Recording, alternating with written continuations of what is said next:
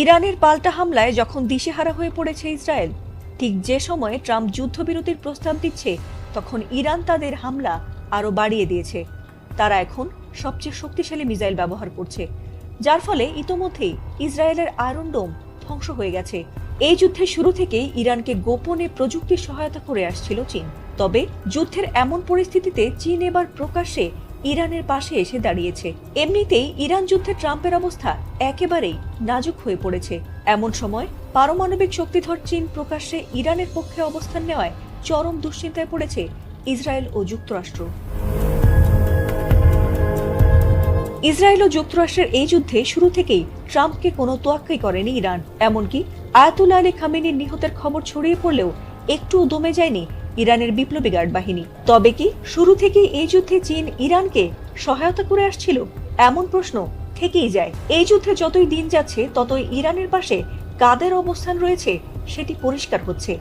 একদিকে উত্তর কোরিয়ার প্রেসিডেন্ট কিম জং উন, অন্যদিকে চীনের প্রেসিডেন্ট শি জিনপিং, দুজনেই ইরানের পক্ষে অবস্থান নিচ্ছে। তাহলে কি তৃতীয় বিশ্বযুদ্ধ দেখতে যাচ্ছে সারা পৃথিবীর মানুষ? যুক্তরাষ্ট্র ইসরায়েলের যৌথ হামলা শুরুর দিকেই ইরানের মিনাব শহরের একটি প্রাইমারি স্কুলে ক্ষেপণাস্ত্র হামলা চালিয়ে কোমলমতি শিক্ষার্থীদের হত্যা করে ট্রাম্প বাহিনী। আর ওই হামলায় নিহত হয় 150-রও বেশি শিশু।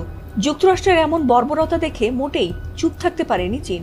আর তাই গোপনে নয়, এবার প্রকাশ্যেই ইরানকে সহযোগিতার ঘোষণা দিয়েছে শি জিনপিং সরকার। এমনকি ওই হামলায় নিহত শিক্ষার্থীদের পরিবারের জন্য $2 লাখ অনুদানের ঘোষণা দিয়েছে এশিয়ার অন্যতম শক্তিশালী দেশ চীন। বার্তা সংস্থা এএফপির এক প্রতিবেদনে এ তথ্য জানিয়েছে চীন।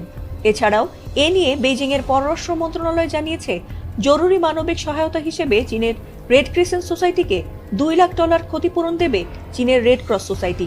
এই অর্থ নিহত শিক্ষার্থীদের অভিভাবকদের প্রতি সমবেদনা ও ক্ষতিপূরণ হিসেবে দেয়া হচ্ছে বলে জানানো হয়েছে।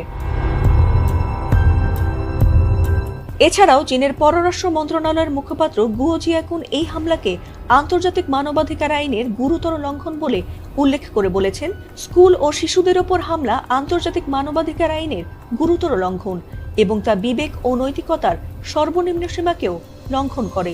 তিনি আরো বলেন, মানবিক দৃষ্টিকোণ থেকে এই কঠিন সময়ে ইরানের জনগণের প্রতি প্রয়োজনীয় সহায়তা অব্যাহত রাখতে প্রস্তুত রয়েছে চীন।